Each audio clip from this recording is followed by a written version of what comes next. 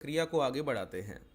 आज के सेशन में हम लोग बात करेंगे जो आपकी ट्रेडिंग में सबसे बड़ी तकलीफ है। सबसे बड़ी तकलीफ क्या है? आप लोगों को ये क्लैरिटी नहीं मिलती है जब प्राइस एक अप ट्रेंड में होता है तो कहाँ से प्रॉफिट बुकिंग आएगी। प्रॉफिट बुकिंग का मतलब है कि प्राइस का बड़ी तेजी से डाउनवर्ड्स मोमेंटम करना एक अप ट्रेंड होने के बावजूद। पहली बात। दूसरी बात, आपको ये क्लैरिटी नहीं मिलती है कि प्राइस में जहां से प्रॉफिट बुकिंग आएगी या रिट्रेसमेंट आएगा तो प्राइस लौट कर दोबारा हाई ब्रेक करेगा या फिर ट्रेंड रिवर्सल कर देगा। ठीक है, तो आपको दो आइडेंटिफिकेशन यहां पर सीखने होंगे। पहला ये कि प्राइस में प्रॉफिट बुकिंग कहां पर हैवली होगी। दूसरा ये कि जब प्राइस प्रॉफिट बुकिंग के लेवल पर आएगा तो वहां पर प्रॉफिट बुकिंग आपको दो इंडिकेशन देगी। पहला ये कि ये एक रिट्रेसमेंट है। रिट्रेसमेंट का मतलब होता है कि प्राइस चलता हुआ प्राइस थोड़ा बहुत गिरने के बाद दोबारा से लौट कर हाई ब्रेक कर देगा। दूसरी बात, अगर वही प्रॉफिट बुकिंग बड़ी हो गई, इसका मतलब है कि निचले स्तर पर खरीदने वाले इंस्टीट्यूशंस अपनी प्रॉफिट बुकिंग कर रहे हैं तो प्राइस रिट्रेसमेंट नहीं रिवर्सल करता है। रिवर्सल का मतलब है वो प्राइस बहुत तेजी से गिरेगा और पूरी सेलिंग का 60%, 80% या फिर पूरा 100% भी गिर सकता है, उससे ज़्यादा भी।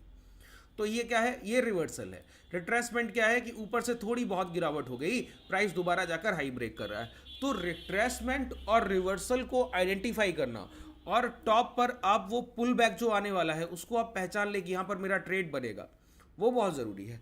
इसके लिए पहले हम लोग सीखेंगे बायर्स बिहेवियर, और बायर बिहेवियर को समझने के बाद फिर हम लोग समझेंगे नेगेटिव कंसोलिडेशन। अगर सक्षम हुआ आज के सेशन में तो ठीक है, नहीं तो नेक्स्ट सेशन को हम लोग इसको पार्ट 2 के लिए ले जाएंगे। ठीक है, तो सबसे पहले बायर्स बिहेवियर समझिए और सेलर्स बिहेवियर समझ के देखिए।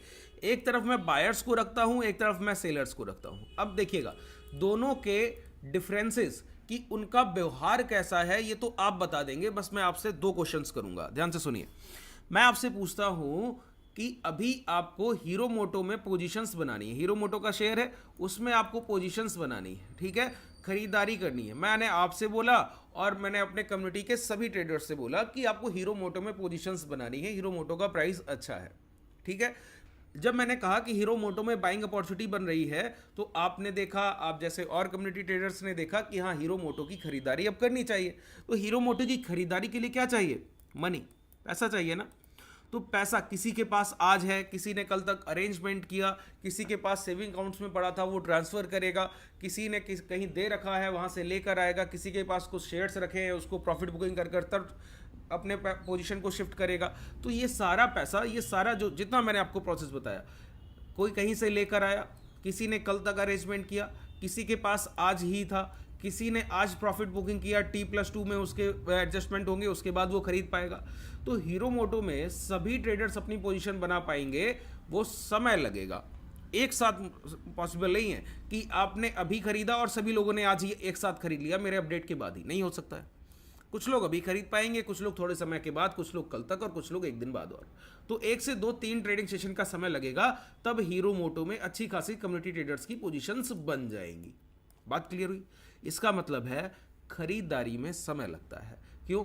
खरीदारी के लिए पैसा चाहिए होता है और पैसा आसान चीज़ नहीं है कि उपलब्ध हो बहुत आसानी से, ऐसी चीज़ नहीं है। ठीक है, तो जहां पर मनी को डिप्लॉय करना है वहां पर क्या? एक्यूमुलेशन, खरीदारी की सभी लोग उसको खरीद कर बैठेंगे अब, तो वहां पर एक्यूमुलेशन कहते हैं इसको। जहां पर एक्यूमुलेशन होगा वहां पर टाइम पीरियड लगता है, एक अच्छा खासा समय जाता है। तो बायर बिहेवियर क्या है? बहुत काल्म है। खरीदारी जहां पर दिखेगी धीरे धीरे होगी। ठीक है, एक चीज समझ में आई? अच्छा, इसके अपोजिट में अगर मैं आपसे पूछूं सेलर बिहेवियर, मैंने सभी इसके बजाय मैंने कम्युनिटी ट्रेडर्स से कहा कि आपके पास टाटा मोटर का शेयर जो रखा है, अब उसमें प्रॉफिट बुकिंग का टाइम है, प्रॉफिट बुकिंग कर लीजिए। तो जब मैंने कहा कि टाटा मोटर में प्रॉफिट बुकिंग का टाइम है तो लोगों ने क्या किया? प्रॉफिट बुकिंग की। प्रॉफिट बुकिंग की तो देखिए, आप सभी के पास शेयर्स पहले से रखे हुए हैं पोर्टफोलियो में, तो अब आपको खरीदने नहीं जाना है। आप इंस्टेंटली क्या करेंगे? अपने डीमेट को लॉगिन करेंगे और लॉगिन करके अपने शेयर्स को तुरंत बेच देंगे। और सभी लोग एक 15 से 20 मिनट के समय में, 1 घंटे के समय में मैसेज आप लोग देख लेंगे और अपने जो भी शेयर्स आप होल्ड कर रहे हैं वो आप अपने शॉर्ट सेल कर देंगे। इसका मतलब है कि बेचने में कोई समय नहीं लगता और खरीदने में एक बहुत बड़ा समय जाता है। एक्यूमुलेशन टाइम टेकिन है और डिस्ट्रीब्यूशन पैनिक क्रिएटिंग है कि अचानक से बहुत बड़ा पैसा भी बाजार से निकाला जा सकता है, लेकिन अचानक से बहुत बड़ा पैसा बाजार में डाला नहीं जा सकता। बात क्लियर हुई? तो देखिए, प्रॉफिट बुकिंग, जिस चीज में पैसा लग नहीं रहा है, पैसा पहले से लगा हुआ है, उसको फ्री करना है, तो वो प्रोसेस तो बहुत आसान है, बहुत जल्दी किया जा सकता है। लेकिन जहां पर पैसा लगना है, जहां पर उसकी जरूरत है, तो वो प्रोसेस एक लेंदी है, उसमें एक समय लगता है, टाइम टेकिंग प्रोसेस है। तो बायर्स बिहेवियर कैसा हुआ? काल्म हुआ, बहुत धीरे खरीदारी करेंगे और समय लेकर। सेलर बिहेवियर कैसा हुआ? एग्रेसिव हुआ। एग्रेसिव बिहेवियर का मतलब है कि बहुत तेजी से यहां पर सप्लाई आ रही है, प्राइस जहां भी है वहां पे अगर प्रॉफिट बुकिंग हो गई तो एक साथ प्राइस गिर जाएगा। जैसे मैं एक एग्जांपल दूं, अभी एक सेशन में हम लोगों ने टाटा कम्युनिकेशन कहा, जब जो लोग क्लासेस करते हैं, हम लोग इक्विटी भी बाइंग करते हैं, वहाँ पर हेजिंग भी करते हैं, है ना। आप लोग भी अगर हमारे साथ कम्युनिटी में जुड़ना चाहते हैं तो नीचे डिस्क्रिप्शन में आपको कॉन्टैक्ट डिटेल मिल जाएगी, आप जुड़ सकते हैं। टेलीग्राम का लिंक भी है, उससे भी जुड़ सकते हैं, ठीक है। देखिए, तो टाटा कम्युनिकेशन हम लोगों ने खरीद कर रखा था, तो उसका प्राइस जहाँ चल रहा था नियर अबाउट, लास्ट डिजिट थे 99 का लास्ट डिजिट, आगे का प्राइस था और लास्ट डिजिट 99। तो जब मैंने बोला कि प्रॉफिट बुकिंग करना है तो 99 से 84 है। क्यों? क्योंकि एक सडन प्रॉफिट बुकिंग हो गई, बहुत लोगों ने अपना पैसा वहां से खींच लिया, बाहर निकाल लिया, तो प्राइस वहां से गिर गया। और वहीं पे अगर मैं कहता कि खरीदिए, तो खरीदने पर इतना बड़ा इंपैक्ट नहीं आता है। 84 का प्राइस 85 हो सकता है, 86 हो सकता है। ऐसा नहीं होगा कि अचानक से 2-2.5% चल जाए। क्यों? आप खरीद रहे हैं, सभी लोग एक साथ नहीं खरीद पा रहे हैं, कुछ लोगों ने खरीद पाया है, कुछ लोग कल खरीदेंगे, कुछ लोग शाम को खरीदेंगे, तो वो इंपैक्ट सडन नहीं आएगा। सेलिंग का इंपैक्ट सडन आता है। एक बात क्लियर हुई? ये इतना बड़ा कॉन्सेप्ट है, मैं आपको बता दूं, एक बार अगर आपको क्लियर हुआ तो कभी आप अपनी लाइफ में ट्रेडिंग में गलती नहीं कीजिएगा। समझ लीजिए इस बात को, ठीक है। आप देखिए, बायर्स बिहेवियर आपको समझ में आया कि काल्म है, धीरे धीरे खरीदारी करते हैं। सेलर्स बिहेवियर समझ में आया कि पैनिक क्रिएटिंग है। अब सेलर्स बिहेवियर को अगर आप यहां पर बेहतर तरीके से समझ ले तो आपकी आधी तकलीफ दूर हो जाएगी। बायर्स बिहेवियर पर हम लोग बात करेंगे। सेलर्स बिहेवियर क्या है कि प्राइस में जब भी गिरावट होगी तो बहुत पैनिक से होगी। और बायर बिहेवियर क्या है कि प्राइस ठहरता है, रुकता है, आसानी से नहीं गिरता। अगर गिरना नहीं चाहता है तो फिर गिरेगा नहीं, वहां पर कंसोलिडेशन की प्रक्रिया होगी, एक बड़ा डीप कंसोलिडेशन चलेगा, फिर प्राइस वो करना चाहे करेगा। अच्छा, अब यहां पर एक बात समझिए, प्राइस एक हायर हाइस की फॉर्मेशन में है, ध्यान से सुनिएगा, हायर हाइस के फॉर्मेशन में ऊपर की तरफ बढ़ रहा है। अचानक से किसी जगह से एक मुझे सडन एक बड़ी कैंडल का फॉर्मेशन मिलता है। ये क्या है? ये है सेलर का साइन। मैंने क्या कहा? ये है सेलर का साइन, मतलब प्राइस बहुत तेजी से गिर गया। बहुत तेजी से किसी स्ट्राइक प्राइस से एक या दो कैंडल बन गई, इसका मतलब है सेलर्स ने प्रॉफिट बुकिंग किया है। बायर्स जो बैठे थे उन्होंने अब प्रॉफिट बुकिंग किया और सेलर यहां पर इंटरेस्टेड हो गए हैं, तो ये पैनिक है। देखिए, जब आप बेचते हैं तो आपको देखकर चार और बेचते हैं, ये बाजार का नेचर है ना। जब एक जगह पर शॉर्ट सेलिंग आती है, बिकवाली आती है, तो कई लोग डर की वजह से अपने पोर्टफोलियोज बेचने लगते हैं, अपने पैसे को बाहर निकालने लगते हैं, बड़ी गिरावट के डर से, जो कि नहीं होना चाहिए। क्लासेस में मैं बताता हूं कि अपने पोर्टफोलियो को आप कैसे बिल्ड करते हैं, कैसे उसको होल्ड रखते हैं, लॉन्ग टर्म के लिए कैसे पोर्टफोलियोज बनाए जाते हैं, सारी चीज़ें क्लासेस में आप सीखें, ठीक है। तो देखिए, अब ये सडन पैनिक था। अब सोचिए, मैं आपसे बोलूं कि टाटा मोटर में प्रॉफिट बुकिंग कर लीजिए, तो देखिए सभी लोग अचानक से एक साथ एक्टिव नहीं रहते किसी भी प्लेटफॉर्म पर। तो मैंने कहा टाटा मोटर की प्रॉफिट बुकिंग कीजिए, तो सभी लोग नहीं कर पाएंगे। 50% ट्रेडर वहां पर, देखिए मैं आपको साइकोलॉजिकल कंडीशंस बहुत अच्छे से समझा रहा हूं, इनको बहुत ध्यान से सुनिए। 50% ट्रेडर वहां पर अपना प्रॉफिट बुकिंग कर लेगा और 50% वो मैसेज देख पाएगा 15 मिनट में या 20 मिनट में। अब देखिए, टाटा मोटर चल रहा था 700 और 700 से अचानक से प्रॉफिट बुकिंग हुआ तो 690 आ गया। तो जिन्होंने 10 मिनट के बाद उस मैसेज को देखा, अब उनके लिए तो हाई 700 है, वो कैसे 690 पे बेच दें? उनको तो लग रहा है 10 रुपए का घाटा हो रहा है। तो प्राइस क्या करता है, एक बार दोबारा 700 को टच करने जाता है, 700 के आसपास।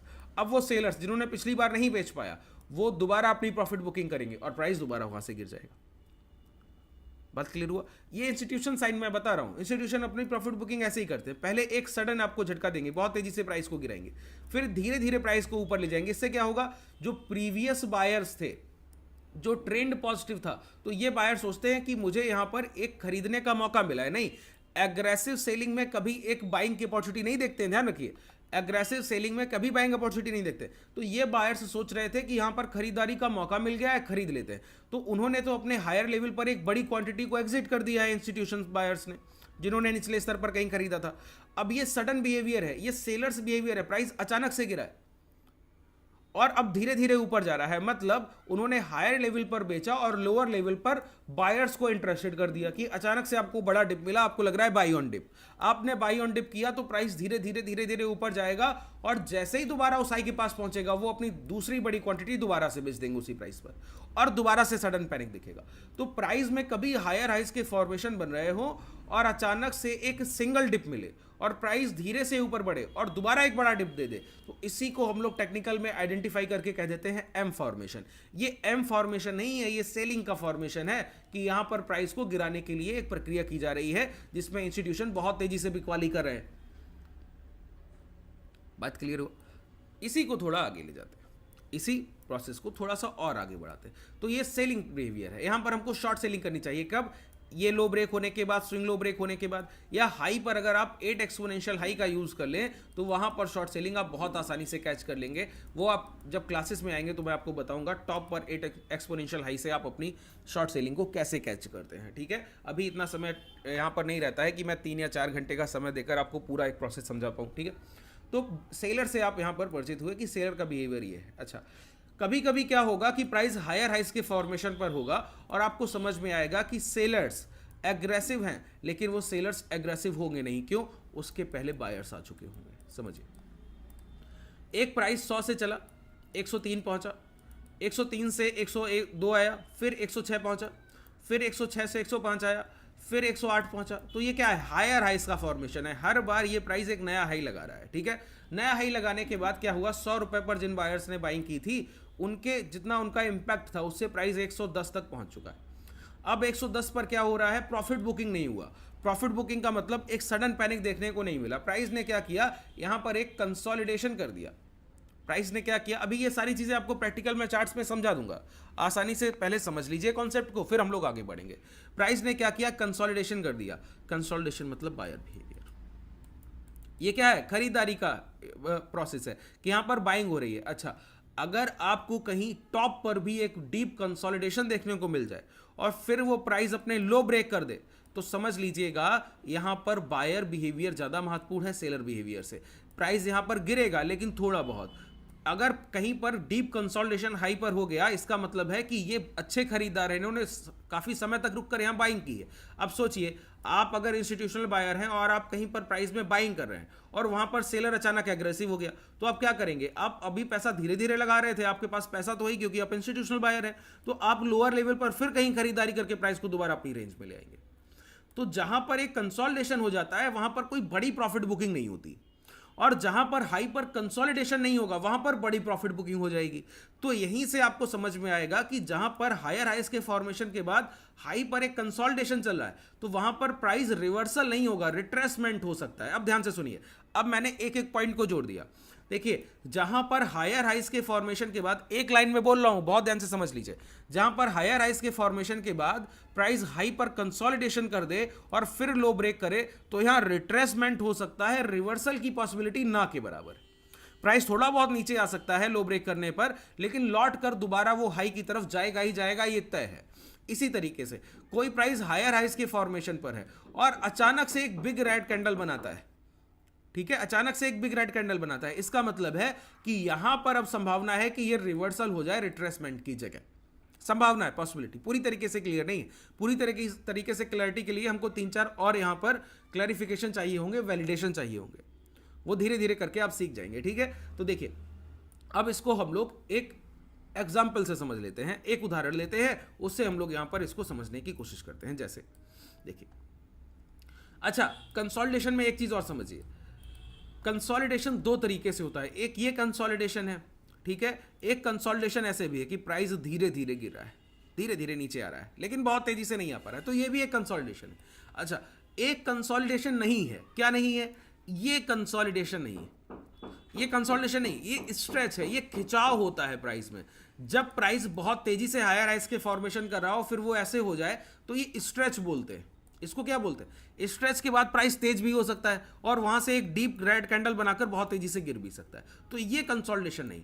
एक पैरेलल अगर आप रेंज ड्रॉ करेंगे उसके अंदर प्राइस रुक रहा है तो वो कंसोलिडेशन जोन है। अगर आप एक फ्लैग की तरह प्राइस को ड्रॉ करेंगे, अगर आप फ्लैग पैटर्न को सीखना चाहते हैं टेक्निकल और साइकोलॉजिकल दोनों तरीके से, तो कमेंट सेक्शन में बताइएगा, मैं नेक्स्ट सेशन आपका फ्लैग पैटर्न पे करूंगा। ठीक है, इस सेशन के बाद अगला सेशन में फ्लैग पैटर्न पर आप लोगों के लिए लेकर आऊंगा। तो देखिए, यहां पर प्राइस धीरे धीरे गिर तो रहा है लेकिन गिरावट हो नहीं रही है, तो ये बायर हर जगह खरीदने के लिए तैयार है। इस वजह से। तो इसको भी हम लोग रिट्रेसमेंट कंसोलिडेशन मानते हैं। लेकिन ये एक स्ट्रेच है, खिंचाव, कि प्राइस ऊपर भी बढ़ रहा है, ऊपर भी नहीं बढ़ रहा है, तो हर जगह बायर खरीद भी रहा है, उसका इंपैक्ट भी तेज नहीं हो रहा है ना। तो प्राइस में सेलर अगर कहीं पर आ गया और तेजी से एक कैंडल बनाया तो ये सारे बायर्स भी प्रीवियस अपने पोजीशंस काट कर भाग जाएंगे। तो ये क्या है, ये स्ट्रेच है। ये दो कंसोलिडेशन फेज में आते हैं और ये एक स्ट्रेच में आता है। बहुत ध्यान से समझिए। यहाँ पर देखिए, मैं आपको दिखाऊं, सारे फॉर्मेशन यहाँ पर आपको देखने को मिल जाएंगे। देखिए प्राइस हायर राइज के फॉर्मेशन पर, हायर राइज के फॉर्मेशन पर है, ठीक है। अभी तक आपको कंसोलिडेशन देखने को नहीं मिला, स्ट्रेच है और हायर राइज के फॉर्मेशन पर। यहाँ पर आपको एक स्ट्रेच देखने को मिला है कि प्राइस ऊपर बढ़ रहा है। अब अचानक से प्राइस ने क्या किया, एक कैंडल बनाया। देखिए प्राइस जब भी गिरा तो तेजी से, यहाँ पर ध्यान से समझिए, प्राइस ने एक बड़ी कैंडल से, यहां पर कोई कंसोलिडेशन दिख रहा है क्या, नहीं दिख रहा है। प्राइस ने क्या किया, बहुत तेजी से एक लोअर साइड एक कैंडल बनाया और उस कैंडल के लो ब्रेक किए। तो मैंने कहा पहली प्रॉफिट बुकिंग हैवीली होनी चाहिए बिना किसी कंसोलिडेशन के, जो कि आपको देखने को मिली। तो मैंने कहा कि प्राइस में पहले प्राइस हायर हाइस के फॉर्मेशन में था, तो बायर्स को मौके की तरह दिखता है, उनको लगता है डिप पर बाई करने का मौका दिया है। लेकिन वो ये भूल गए कि डिप पर बाई करने का मौका बायर तब देता है जब वो हायर लेवल पर एक कंसोलिडेशन करा लेता है। देखिए अगर आपका प्राइजेक्शन अभी तक क्लियर नहीं है, कैंडल्स को नहीं समझ रहे हैं, चार्ट्स को नहीं समझ रहे हैं, तो क्लासेस में आइए। मैंने बेसिक से क्लासेस को स्टार्ट किया है प्राइजेक्शन को, ठीक है। आज आपकी क्लास होगी बिल्कुल बेसिक से, आपको समझाऊंगा प्राइजेक्शन कि चार्ट क्या होता है, कैंडल्स क्या होती हैं, फॉर्मेशन कैसे होता है, बनता कैसे है, upper wick, lower wick, moving average क्या है, कंसोलिडेशन किसको कहते हैं, एक एक टर्मिनोलॉजी के साथ क्लियर करूंगा। ये वो चीजें हैं, अगर आपको प्राइजेक्शन आता है उसके बाद आप इन चीजों को समझ सकते हैं, इससे आप कनेक्टिविटी रखेंगे, ठीक है। चलिए यहां पर देखिए, तो पहली एक हैवीली प्रॉफिट बुकिंग हुई। अब क्लियर हुआ कि आपको लग रहा है कि यहां पर क्या बाइंग अपॉर्चुनिटी, ये बाइंग अपॉर्चुनिटी नहीं, जब भी डीप कंसोलिडेशन हायर लेवल पर नहीं होगा और अचानक से एक प्रॉफिट बुकिंग हो जाएगी चलते हुए प्राइस में, इसका मतलब है कि ये प्रॉफिट बुकिंग और होगी और प्राइस और गिरेगा। तो प्राइस को दोबारा बायर्स ने यहां पहुंचाया और जिन्होंने पहली क्वांटिटी यहां पर अपनी हाफ बेची थी उन्होंने दूसरी क्वांटिटी यहां पर बेच दी, प्राइस ने लो ब्रेक की और फिर क्या, दोबारा प्राइस हाई की तरफ जा रहा है। फिर एक बड़ी कैंडल का फॉर्मेशन, देखिए ये सब सेलर जोन है और सेलर जोन के पास कोई भी आप कंसोलिडेशन कर ही नहीं रहे हैं, बार बार पुल बैक के बाद रिट्रेसमेंट करा रहे हैं, पुल बैक के बाद अचानक से प्राइस को गिरा देते हैं। तो यहां पर फिर देखिए प्राइस ने क्या किया, थोड़ा सा ऊपर गया और फिर गिर गया। तो ये क्या है, सेलर बिहेवियर, ये पूरा प्राइस क्या है, सेलर बिहेवियर। अब आइए थोड़ा सा आगे बढ़ते हैं। यहां पर अगर आप गौर करें तो प्राइस की गिरावट धीमी हुई, ये एक देखिए कंसोलिडेशन का फेज बना। इसका मतलब है कि गिरते हुए प्राइस में बायर्स प्राइस को अब यहां संभालने की कोशिश कर रहे हैं। बायर बिहेवियर दिख गया ना, खरीदारों का व्यवहार आपको दिख गया ना। यहां पर जब आपको बायर्स बिहेवियर दिख गया तो मैंने कहा अब प्राइस में गिरावट होगी तो ज्यादा नहीं हो पाएगी, वो बायर कहीं ना कहीं से प्राइस को दोबारा टर्न अराउंड कर लेंगे। तो ये पहले से सेलर एग्रेसिव थे, इस वजह से इन बायर को इन्होंने दोबारा काटने की कोशिश की और सफल होने की कोशिश की, लेकिन प्राइस को ज्यादा नहीं गिरा पाए। देखा आपने क्यों, उन्होंने एक जगह रुककर खरीदारी की, एक पैरेलल कंसोलिडेशन जोन बनाया।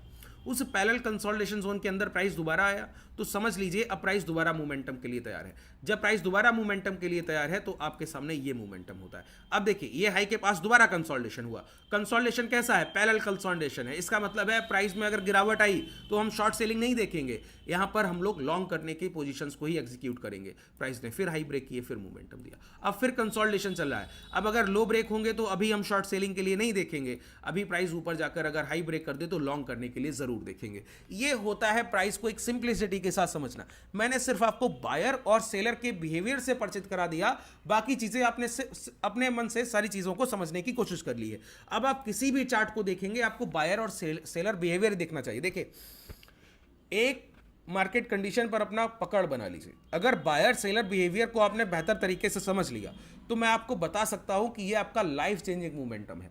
जब भी आप बाजार में बैठेंगे और बायर सेलर बिहेवियर को देखेंगे, उसके बाद ब्रेकआउट और ब्रेकडाउन को ट्रेड करेंगे तो गलती होने की गुंजाइश ना के बराबर रह जाती है। बहुत रेयर केस होगा, 200 ट्रेड करेंगे तब कहीं 2-3 गलत होंगे, और हैज कर लिया तो वो भी लॉसेस नहीं जाने। आइए ये बैंक निफ्टी का चार्ट था, अब निफ्टी के चार्ट्स को देखते हैं। एक प्राइस से कैसे सर मान जाए कि आप सही बोले, है ना। देखिए प्राइस हायर हाइस के फॉर्मेशन पे है, यहां पर देखिए डीप रेड, अचानक से प्राइस गिरा तो दोबारा टच करके फिर गिर गया, ठीक है। कोई कंसोलिडेशन यहां पर देखने को मिला बड़ा नहीं, प्राइस दोबारा गया, फिर एक कैंडल यहां पर सडन बनाया, तो प्राइस ने क्या किया, दोबारा यहां पर गिरावट की। अब देखिए क्या हो रहा है, अब यहां पर कंसोलिडेशन की शुरुआत होने लगी। क्या होने लगी है, कंसोलिडेशन की शुरुआत होने लगी, प्राइस एक फेजेस बनाने लगा। जब प्राइस फेजेस बनाने लगा है, इसका मतलब है प्राइस में गिरावट हो सकती है, क्योंकि सेलर यहां पर एग्रेसिव है, लेकिन बहुत बड़ी गिरावट हो ये नहीं है। तो हम लोग क्या करेंगे, हाई मार्क करके बैठेंगे लॉन्ग करने के लिए, या फिर प्राइस में कहीं लोअर साइड पे पॉजिटिव कंसोलिडेशन यहां पर देखने को मिल गया, ये सारी चीजें अगर हम लोग देखेंगे कि हम लोग शॉर्ट करने के लिए बैठे नहीं है, सिर्फ बाइंग अपॉर्चुनिटी देख रहे हैं, तो खरीदने के जो भी मौके मुझे लोअर साइड सपोर्ट के पास प्राइस आने पर दिखेंगे या कैसे भी दिखेंगे, तो वहां पर मैं बाइंग करने की कोशिश करूंगा, क्योंकि मैंने एक कंसोलिडेशन देख लिया। अब प्राइस ने क्या किया, वहां से मोमेंटम किया, हाई ब्रेक किए, फिर मोमेंटम किया। अब देखिए, अब यहां पर जब प्रॉफिट बुकिंग आ रही है, तो पहले कंसोलिडेशन हुआ, फिर लो ब्रेक हो रहा है, मतलब प्राइस ज्यादा नहीं गिरेगा, कहीं ना कहीं से लौट कर दोबारा जोन में आएगा। तो देखिए प्राइस नहीं गिर पा रहा है, रिटेस्ट करने आया और रिटेस्ट करके फिर हाई को ब्रेक करने चला गया। तो ये एक सिंपल फॉर्मेशन है, क्या, बायर और सेलर बिहेवियर से आइडेंटिफिकेशन, कि सेलर एग्रेसिव है और बायर का बिहेवियर काल्म है, खरीदारी धीमे धीमे होती है और सप्लाई तेजी से आती है। दोनों का आपने कनेक्टिविटी में रखा और संयोजन के साथ देखा, तो आपको समझ में आया कि ये कितना इंपैक्टफुल है, कितना पावरफुल है। किसी भी, अब एक बात बताइए, प्राइस पर लास्ट ग्रिड लाइंस तक नहीं है, चार्ट्स पर पीछे की ग्रिड लाइंस तक मैं नहीं लगाता हूं, सेटिंग्स में जाकर यहां से ग्रिड लाइंस हटा देता हूं, सब देखिए वाइट मिलेगा आपको, ठीक है। और कोई भी टूल यूज नहीं कर रहा हूं, ना ही आरएसआई, ना ही moving average, simple price action पर बिलीव कीजिए और ट्रेड्स कीजिए और उसके रिजल्ट्स देख लीजिए। परिणाम इतने घातक होंगे कि आप कभी भी किसी भी टूल का इस्तेमाल करना भूल जाइएगा सर, ठीक है। इसी तरीके से आप मैजिकल कॉन्सेप्ट्स को और अच्छे से सीखना चाहते हैं, क्लासेस में ब्रीफली सीखना चाहते हैं और इसको कंटिन्यू, जैसे कि आज आपने सीखा, तो कल मैं इसको आपको लाइव मार्केट में ट्रेड कराऊंगा, इस तरीके से आप इस पर प्रैक्टिस भी करना चाहते हैं, तो हमारे कम्युनिटी ट्रेडर्स के साथ जुड़ सकते हैं। नीचे डिस्क्रिप्शन में आपके पास कॉन्टैक्ट डिटेल है। टेलीग्राम से जुड़ना चाहे तो वहाँ भी हमारे ट्रेडर्स के आप रिजल्ट्स देख सकते हैं, वहाँ भी जाकर आप देख सकते हैं। और कोई डाउट रह गया हो तो कमेंट सेक्शन में बताइएगा। धन्यवाद।